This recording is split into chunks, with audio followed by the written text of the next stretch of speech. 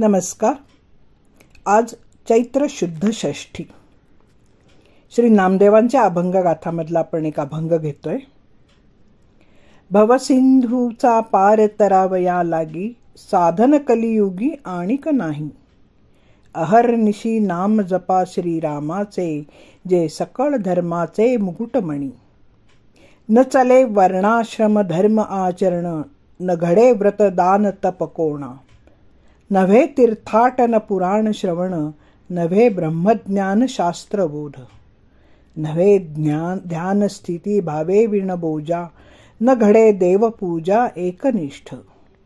नाम म्हणे नाम राघोबाचे गाता, ब्रह्म सायुज्यता घर रिघे. श्री नामदेव. संत नामदेवांची नामावर श्रद्धा होती. त्यांनी नामाला वेदापेक्षा श्रेष्ठ मानले. हीन योनीच्या लोकांना नामदेवांचे महत्त्व यासाठी वाटले होते की नाम कोणीही घेऊ शकत होते. त्यामुळे नामाचे महानत्व नामदेवांनाही मनोमन पटले होते.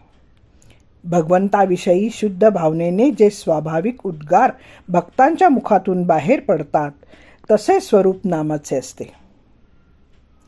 निरपेक्ष भावनेने जे उद्गार काढलेले असल्याने त्यापासून भक्ताला विलक्षण आनंद मिळत असतो. मुक्ती, भुक्ती, ज्ञान, ध्यान इत्यादी काहीही नको.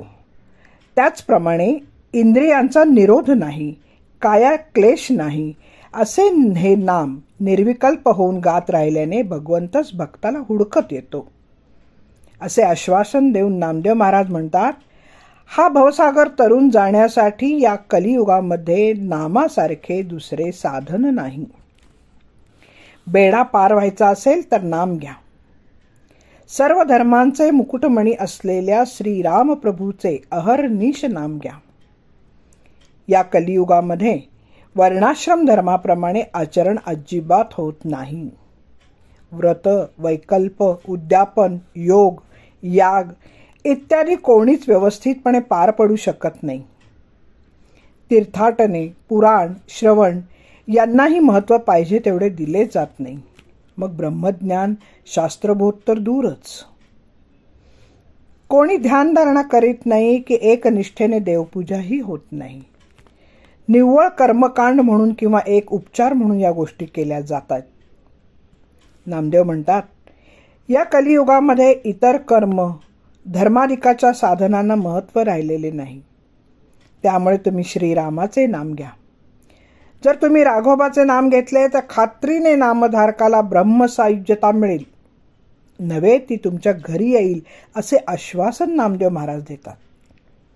नाम घेणे सहज सोपे असल्याने दुसऱ्या साधनांच्या फंदात न पडता नामच घ्या. त्याने निरंतरचे सुख मिळेल अशी पुष्टीही ते जोडतात.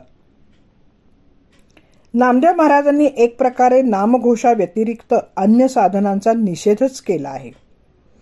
कारण यातिहीनतेचा कलंक घेऊनच जन्माला आलेल्यांना अन्य कोणत्याही मार्गाचा अवलंब करायला त्या काळात मान्यता नव्हती.